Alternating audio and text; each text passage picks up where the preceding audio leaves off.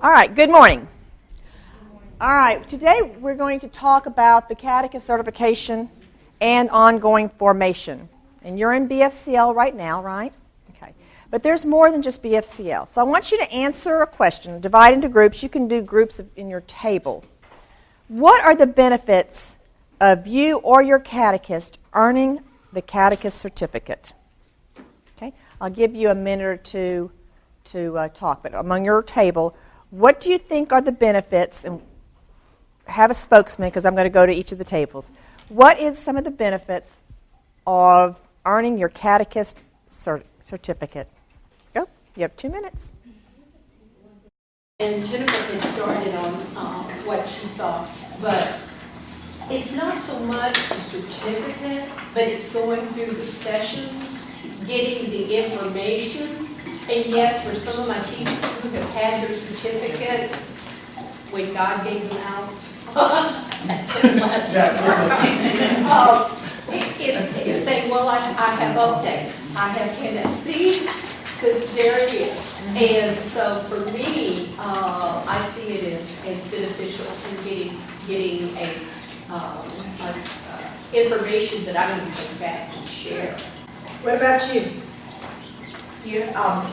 Well, there's definitely the formation to know that we're rooted. I mean, a lot of us have misconceptions, so the training, the certification would allow us to know, hey, this is definitely what we need to teach. This is what our church wants us to teach, and also understanding the guidelines from the diocese. I think that gives trust and a sense of, when you do things, knowing your stuff, right? It's that sense of security, even if you're afraid of talking, but knowing that you're...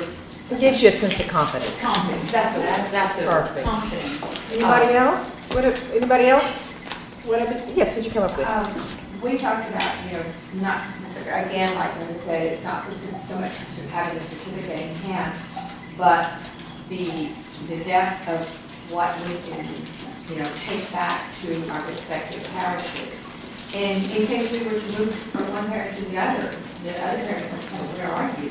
In your faith formation. So we have something to fall back. Some continuity among the different parishes. Very good. So you're all trained. That's a good one. I never thought about that one. Yes.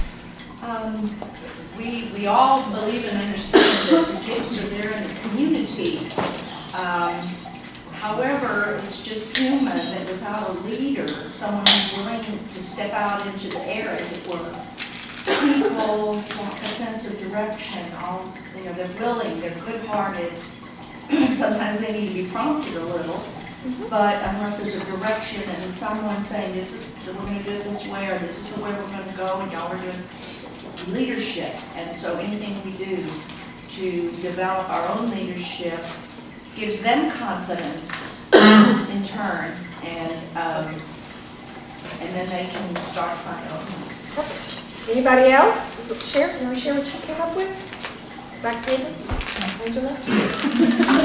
Well, she has already her certification. Good. And well, go ahead. You said. No, you're doing good. And she just, she told us how it helped her to open her eyes to how it works. Like kind of step behind and see how it all comes together, how it all works, and tying in all the different subjects we learned here, tying them into the actual parishes, how they're living it out. Perfect. So, that being said, by raise of hands, can you tell me how many have completed FTCEM? Very good. How many have earned their Catechism certificate? Okay. That's very good. And now you have your BFCL, right? So we're going to talk about the certificate stairway. Okay? The first thing we're talking about would be the formation towards Christian ministry. The history of this is the fact that it's not just for catechists, it's for anyone who's in ministry. All right? Anyone who's in ministry can take their FTCEM. That's the reason it began.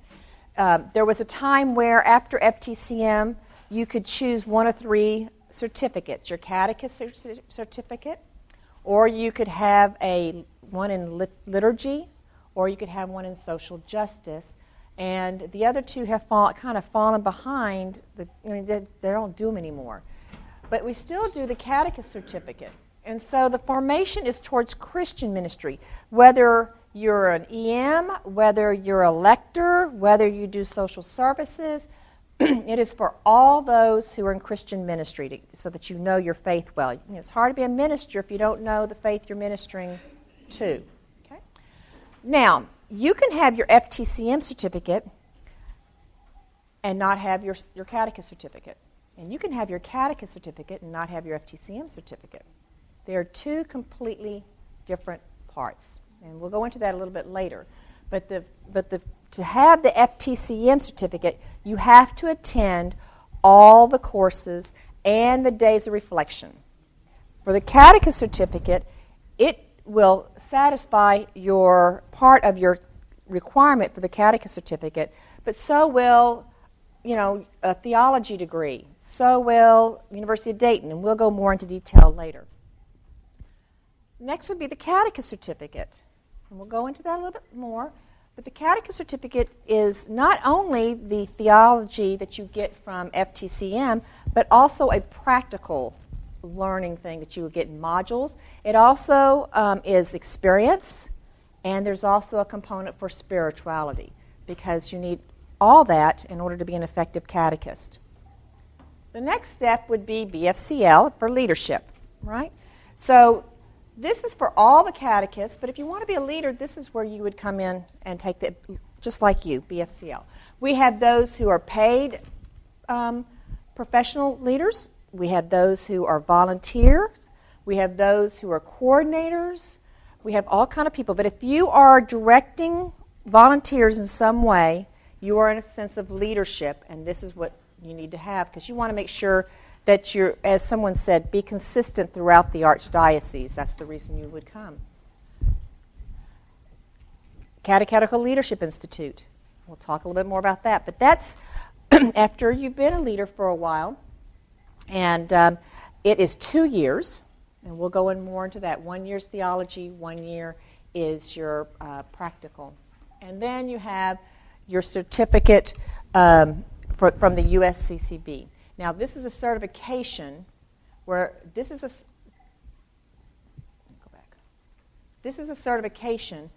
certificate.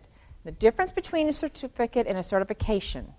Certificate means you have attended all the required courses. Okay? A certification means that we know that you can use the information that you have been given. So it's a certification process. Okay? All right. So, FTCEM. You know the song, The Way We Were? This is The Way We Were. This is the old version, okay? You did Revelation, Tradition, and Church Authority for 6 hours. You had Introduction to Old Testament, Introduction to New Testament, Liturgy and Sacraments. You can read on. This is what we used to do, all right? And you had your initial and your full certificate.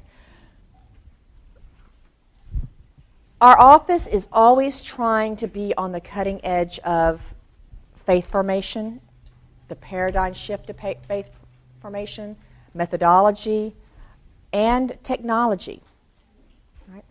Now that we have a partnership with the University of Dayton, we have aligned our FTCEM with the Dayton courses. So if you miss one of these semesters that I'm going to show you, you can take it up in the Dayton course. So this is the new improved. This is semester 1. All right? Semester 1 is going to begin, this is called 3.0. Semester 1 is going to begin this fall. Okay, the fall of 2015. All right? And it's just the introduction to Scripture, introduction to Old Testament, introduction to New Testament, and 6 hours for a day of prayer. All right? It's very basic. The introduction to Scripture supposes that the individual does not have a in-depth or a general overview of the Bible. They might know parts of the Bible, but they're not familiar with a lot of the stuff. You're going to learn what the Bible is and how it came about. It's going to help you with basic biblical vocabulary. Yes, you have a question? If you took the old FTCM, it's fine. Yes. This would be for people who've never taken FTCM. Correct. Got it. Yeah, they're going to be blended out. They're going to be blended in 3 semesters. So those who started in the spring of 2015 will have 2 more semesters of the old version. Okay? All right. So, but if they start fresh in the fall, this is where they start. So, the introduction to Scripture will talk about vocabulary, about the sources, about the uniqueness of certain Gospels. There's just a general about the whole Bible, things you would need to know. Identify the relationship between Scripture and church teachings, understand the role that Scripture plays, how Scripture can be used to nurture one's prayer life. You know, very generic type of introduction to the Bible. And you'll talk about how the Bible came about, the meaning and covenant from the beginning, and how it ties into the covenant of the old, from the Old to the New. When you get to the introduction to the Old Testament, basically you'll talk about Genesis, the meaning of the Pentateuch. Second week will be on Exodus and the Law, and they'll go through each of the book of the Pentateuch. Week 3 will be about the Israelite possession of Canaan and the kingship, talking about the appreciation for the land that the Israelite community had, and become familiar with some of the minor and the major judges. You'll talk about Solomon and Samuel and King David. Week 4, they'll talk about the split of the kingdom and the great prophets. You'll identify Elijah, Elisha, Amos, Hosea, Isaiah, Jeremiah, the prophets. And week 5 will be the prophecy during the Babylonian exile. We'll talk about the Babylonian exile and the prophets, how they announce that. The New Testament will again be 5 weeks, and you'll have the introduction to the New Testaments. You'll talk about, become familiar of the landscape, about the Roman occupation, the contents of the New Testament. You'll describe the process of forming the New Testament, how it came to be, and the order of the books. You'll talk about some of those. The second week, you will talk about the Synoptic Gospels, the 3 Gospels that are very similar. And then on the next week, you'll have the introduction to the Gospel of Luke and John. Week 4, you'll go through the letters of Paul. And week 5, you'll have an introduction to the later New Testament writings. Okay. And then you'll have a 6-hour day of prayer. The second semester, and this one was going to start in the spring of 2016. It'll be the second semester of the 3.0. There'll be Catholic beliefs, Christology, sacraments, and days of prayer. So the first one, the Catholic beliefs, you're going to basically be talking about coming in touch with what we actually believe in the creed, coming to terms like faith, theology, magisterium, tradition, doctrine, dogma, and the difference between those. Week 3 will be about the creeds. There's actually more than one creed. Okay, you'll talk about that, the history of the creed. Week 4 will be shaping our faith tradition. You'll explain the meanings of the hierarchy of truths in the Catholic doctrine. You express basic understandings like grace, glory, things like this. And week 5 will be talking about handing on the faith. Christology is an intermediate course. It's not a beginner course. It's more of an intermediate course. And you'll have the understanding of Jesus Christ and how you'll study him as a person. We'll study his mission, the central focus for theology since the beginning of the church, what we believe and how we argued, what we argued and how we still argue about things today. The course will enable you to learn and understand the foundations upon which Christianity rests. Okay. Then you'll go through sacraments, and this is more of a basic, and you'll gain an understanding, appreciation of the meaning of liturgy as an encounter with God. And I think that Juan Carlos talked about that. It's about the encounter with God and the church. You'll understand the power of the sacramental words and symbols. You'll kind of gain a grasp of brief history of the sacraments. You'll start beginning the steps of RCIA and the sacraments of those. And then when we get to the 6 hours of day of prayer. Okay. Then the next semester, which will begin in next fall, the fall of 2016, talk about Church History 1, which I don't have to explain, Church History, the first part of Church History, right? And Church History 2. Since there's 2,000 years, we have to divide it into 2 parts, right? But there's a definite history that our church has gone through that creates how we do things, what we do. For instance, marriage wasn't always a sacrament. Find out when it started becoming a sacrament. And then Christian morality. And we'll talk about how we come up with judging whether something is evil or not evil, or sin or not a sin, the hierarchies and things with Christian morality. And then you'll go ahead and have your day of prayer. So basically, this is what's going to happen. Out with the old. See, we're just going to take those away. They're no longer there. And we're going to put them, Introduction to Scripture. So you see, instead of all those different hours, everything is 10 hours. It makes it a lot easier. See how that goes? All these hours. And then 3 days of prayer.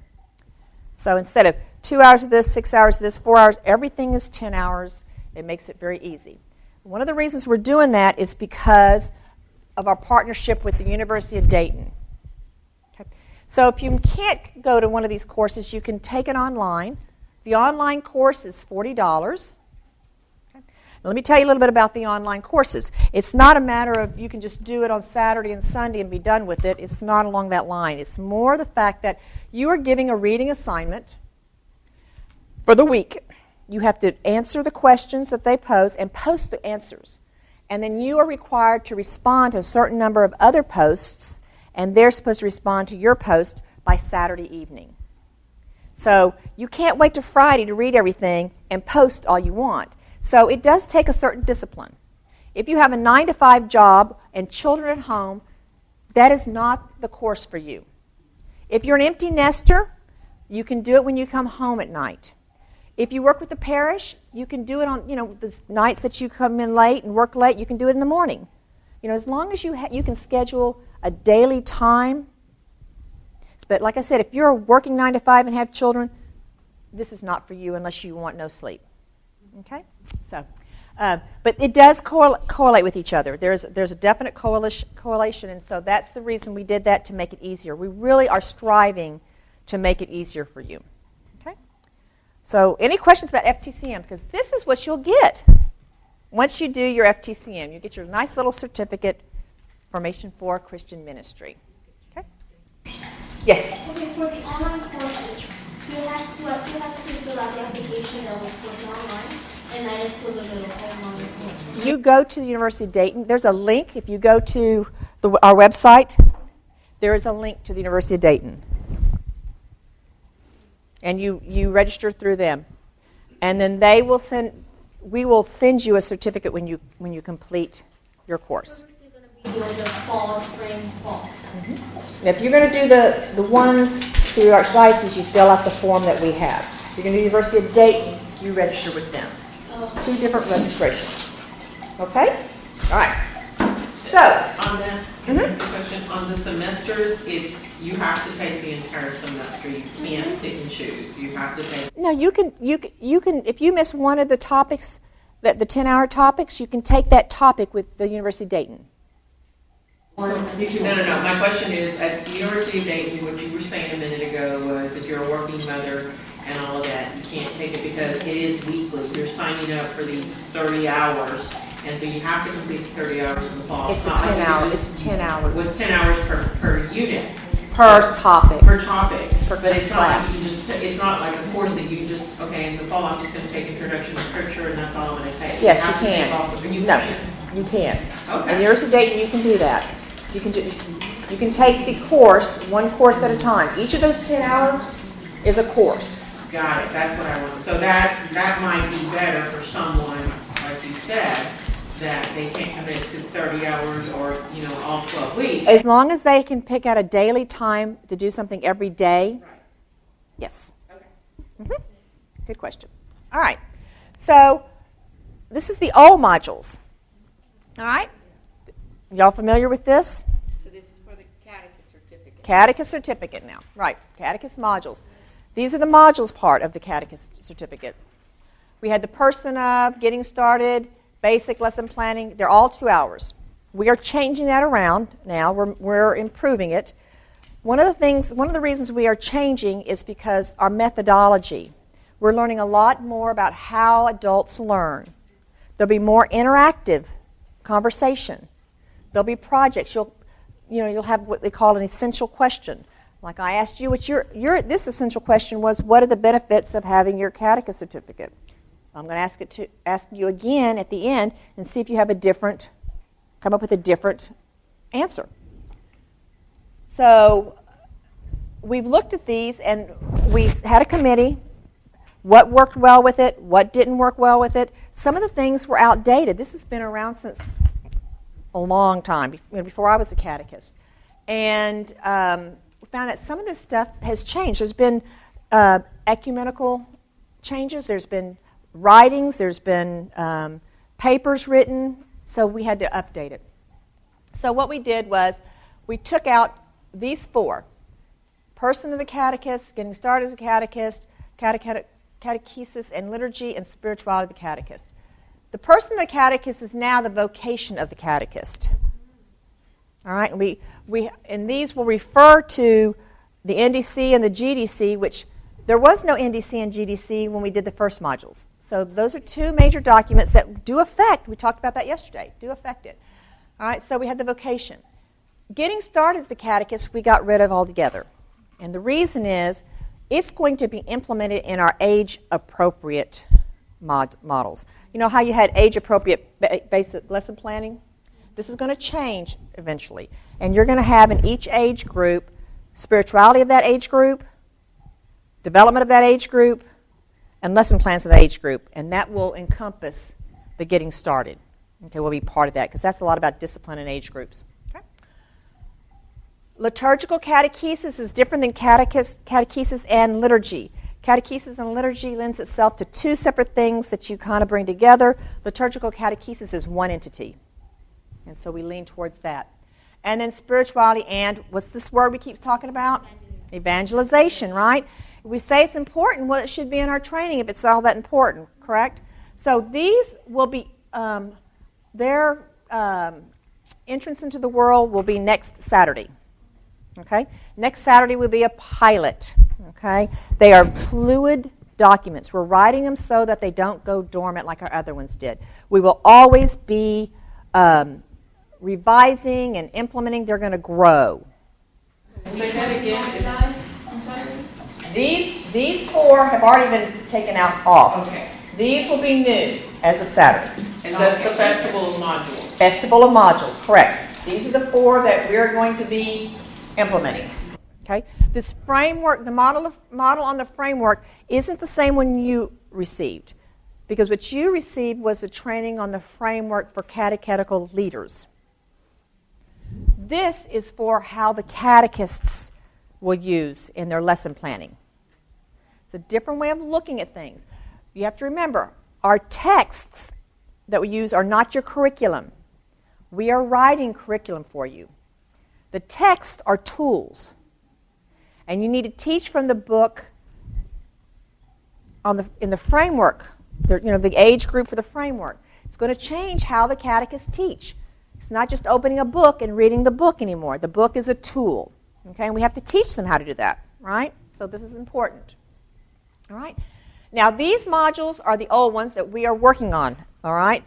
It takes a while because we're using both offices, and right now, we both have different busy seasons, right? And so we have to get together with Office of Adolescent Catechesis and Evangelization, OACE, and our schedule. So we meet, and we are now working on these right here. Hopefully these will be implemented next summer. All right? So for this coming year, your catechist can learn these or these old ones. And the old ones can be taught by the ones who've been trained in the past.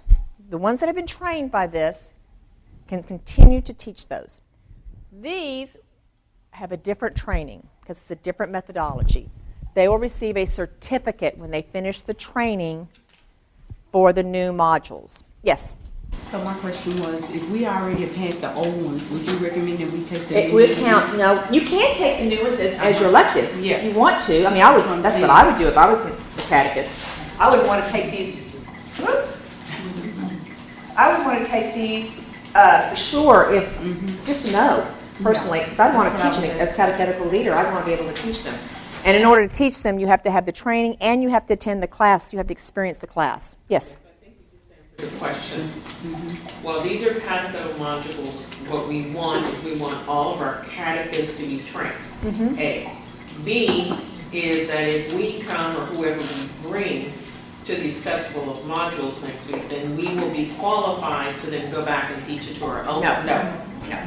To be qualified, first of all, to be able to teach the catechetical model, you have to have your full catechist certificate. First of all right? Second of all, you have to attend the new ones, and you have to attend the in-service. All right? On Friday we have the introduction, all right, which we're going to introduce it and tell what we did and why we did it, and kind of what I'm doing here, but for everybody. Then Saturday we will have the actual modules. Then shortly thereafter, we have a date which I have to send out by email, where we have a in-service on how to teach these. It takes a while because it's a different kind of teaching. It's totally different. And so it's a different methodology that's coming about, and you need to be equipped to teach it. I mean, you have to experience it first. And the reason we're doing the in-training after you attend is because unless you experience it, it's kind of hard to describe it. Okay. So then, because in theory, we're not going to be able to send all our 20 catechists to the diocese, in theory, right? So again, eventually you'll be able to teach those, correct. So those who come Saturday and Friday and then come to the in-service will be able to teach those 4. Okay? You'll get a certificate to say you can. Now, the difference between what we used to do and what we do now, and this is the reason let me tell you the reason we've changed it. We have found, one, that catechists that are people who train the modules, sometimes they don't turn in their sign-in sheets. And then the catechist is applying for their certification or their certificate, and we have no record that they took the course. Okay?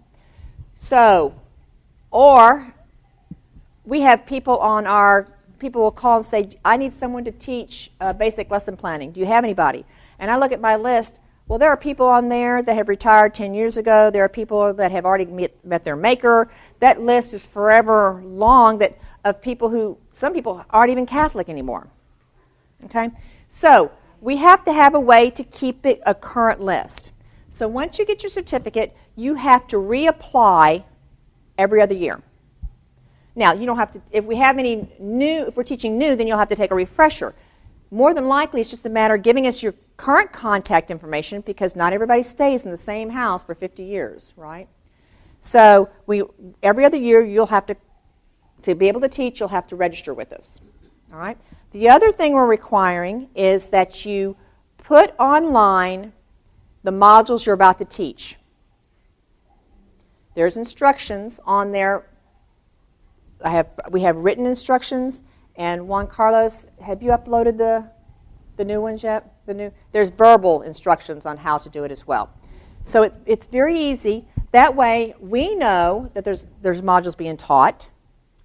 Okay? So when someone says, oh yeah, I took the modules, on Saturday, July whatever, 11th, and I'll say, you did? I can look back, and yes, it was posted. Yes, you did take it. In case the person, for whatever reason, and sometimes it's very innocent, the person teaching thinks that the DRE is going to be turning it in, the DRE thinks the person who's teaching is going to be turned in, and no one turns it in. Okay? It happens that way. As a DRE or as a catechetical leader, I always kept a copy of everything that was taught in my parish, whether I taught it or not. As a trainer, I always kept a copy of everything I trained. Okay? It's just a good bookkeeping system. Yes? On Friday, next Friday, it said on there that only the PLCs and only people with titles could attend. So if you don't have the titles, you can't. Catechism certificate, no, because you can't. I mean, you can, if you come, you can learn what you're learning now, but you're not going to be able to teach. Say that one more time.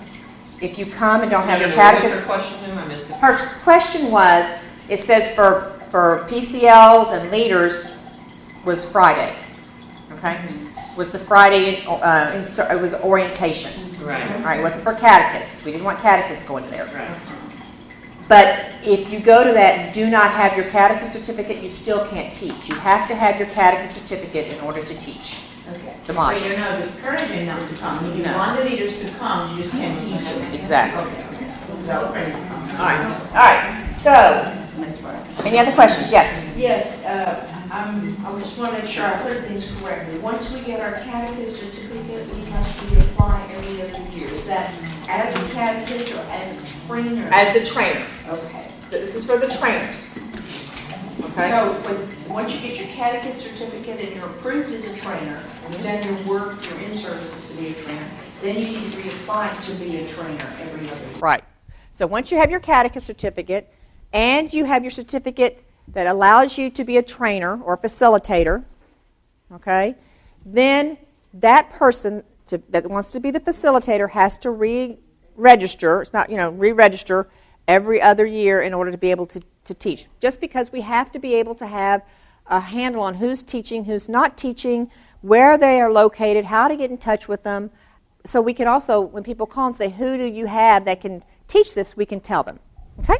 All right. So the certificates also changed. Instead of an initial and a full certificate, now you can have, and the reason we did this is because the catechist, and I'm sure you're aware of this, they look at initial and how many hours they have to, and it's like, oh, I can't do this, right? So we broke it down in smaller chunks so it's more easily attainable, all right?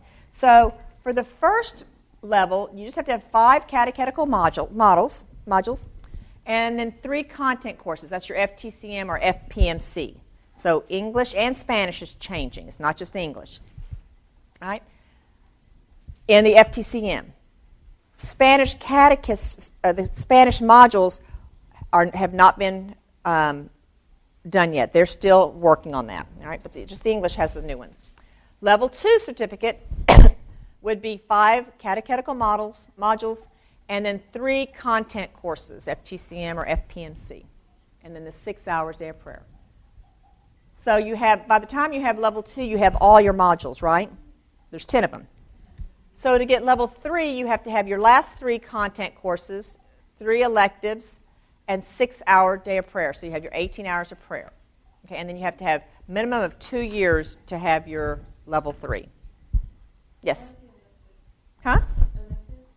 Electives are, like you had talked about, you already have your catechism certificate, but you want to take these new ones. That's it. Anything that is spiritual, catechetical, theological formation counts towards your electives. Okay? All right, so you understand how that's working? And this is going to be implemented this year. So the next year when we do applications, this is what the applications are going to look like. And once you get that done, you get one of these, your certificate. All right? BFCL. You know about BFCL pretty much because you are attending it, right? So, as you know, the different days, right? And then you have your day of prayer, which is very important. And this is what you will receive, your basic. You do not have to have your catechism certificate to get your BFCL. The reason we have BFCL, the history of it is this is a 3-year program. It started in 1987, and it was changed to the Coordinator of Religious Education Institute, CRE, okay? Then it was changed to Coordinator of Religious Education Institute. It's been changed many times. But the basic formation is for those who the pastor says, you're the DRE, you've never been a DRE before, you have very little information and you need it. Or, as some of us, they have all this theological, I have this master's in theology, but I've never run a program in my life. Okay? So it's for all different kind of people, but it kind of just, as you know, it gives you the basic. It doesn't go very deep, but it does give you information on where to find things. All right. Then we came up with the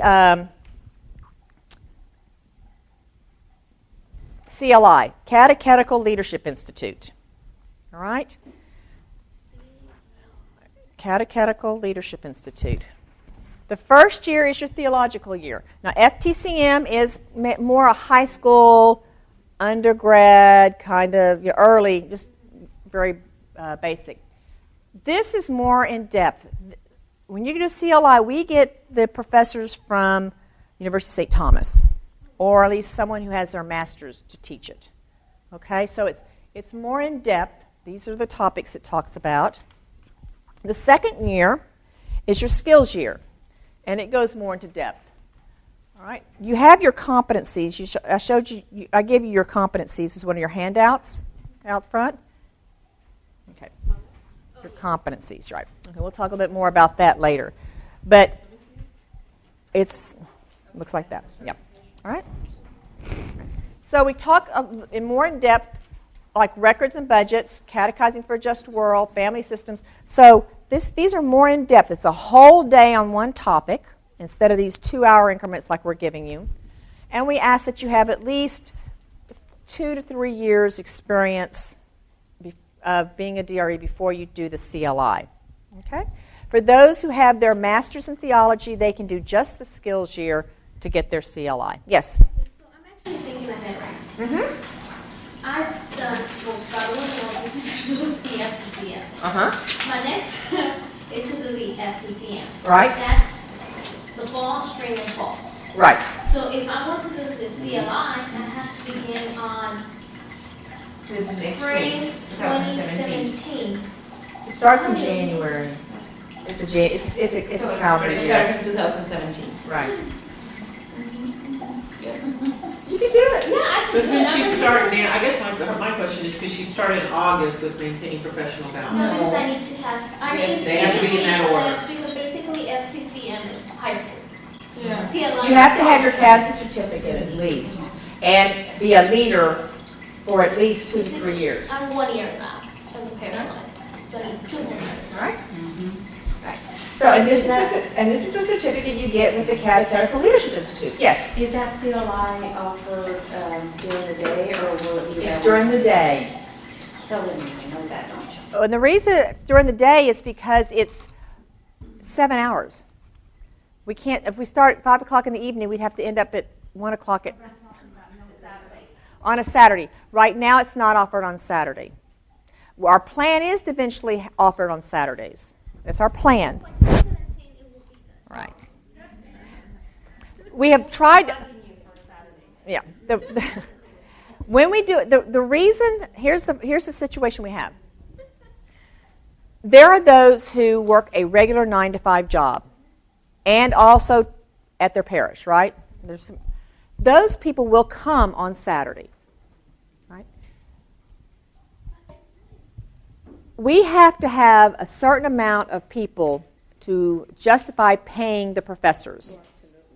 Yeah, this is a college. Okay, right. So we have now when we have a Saturday, we've had Saturday things before, and we get maybe 7 or 8 people. We can't hold it if 7 or 8 people. We have to have at least 15 people to break even. Yes. So this is only for DRE. Correct. DREs or CREs. It's the coordinator of religious education. So whoever won't be coordinating the program in the parish. Could be your co-director. Yeah. Because different pastors call the position differently. Some pastors call it DREs, some pastors call it CREs. Some pastors say it's a DRE if you have your master's, and a CRE if you don't. Some pastors says the DRE is in charge of everyone, whether they have their master's or not, and the CREs are the coordinators underneath them. So a lot of times it depends on your pastor. But if you're in charge of a program, and you're running a program, and you're running, you have volunteers, and you're in charge of a budget, then yes, CLI would be something you'd want to do eventually. Yes? I do have a question. I'm right now basically trying to tell my younger friends to come to the church. Good. And recruiting them. Do they have to have a bachelor's, or can they just have, or do they have some? No, they do not have that. No. No qualification is needed. No. Okay. Okay. So that's the Catechetical Leadership Institute. Okay. Then we have what we call, this is the certification. See, certification as a parish catechetical leader. This is from the United States Conference of Catholic Bishops. All right? We have authority. They've given us authority to award this certificate. Okay? You have to meet all the criteria on the competencies, in which I gave you. I gave you a copy of the competencies, right? All right? Due to time factor, I'm not going to go into those, but that's something you can be thinking of. You see, you notice that they're numbered, right? Let me have yours. Okay. They're numbered. What I would do if I were you, as you attend professional growth days, as you attend conferences, as you attend things, see what competency it goes under, put the date, what you took, and where it was. And just kind of keep track. Because when you get to the point that you want to get your certification, I don't know if you're going to remember all that stuff. What I did was I always kept all my programs of every conference I went to, the agenda to every professional growth day. I had it in my professional growth file. I just stick it in the file. And then I had to go back and look at my notes and figure out which one it did. It took a long time. But if you do it as you go, it'll be a lot easier for you. So that's what I give you. Like a portfolio, and if you take each one item or each number, and then start adding like any kind of format. If you get something from staff development that you attend, or if you do a learning online, any kind of lesson online that you do, or webinar, those kind of things you can do.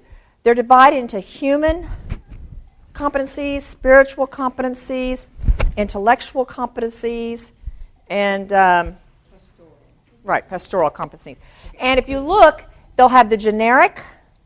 If you look at the first one then, okay? You have the generic.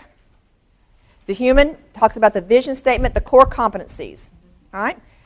Spiritual, you have the standard and then the core competencies. Intellectual, and you have the core competencies. Pastoral and the core competencies. Then you get the specialized competencies, okay? So we're not dealing with worship, right? We're dealing with the PLC, which will be on page 10. Starts there. And these are the competencies that have to do with your profession. Okay? So not that you have to do them right now, but definitely take the time as you take these courses. BFCL. I'm going to tell you something. We covered a lot of them in BFCL. All right? So you need to go back through your notes and fill it out for yourself. Okay? Then, when you're here forever, you get the service award. I get the 40 next year. So 40 years? Oh no, year after next. So, that's when you've been around way too long, right? And should know better, right?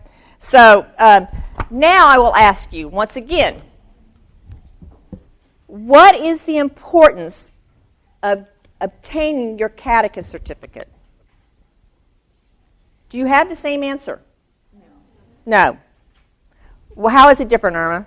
Because it allows you to grow so much. I mean, the Catechism Certificate is like the foundation. Right. For your FTCEM, and then you can do as much as you want. FTCEM foundation, and you keep growing. Exactly.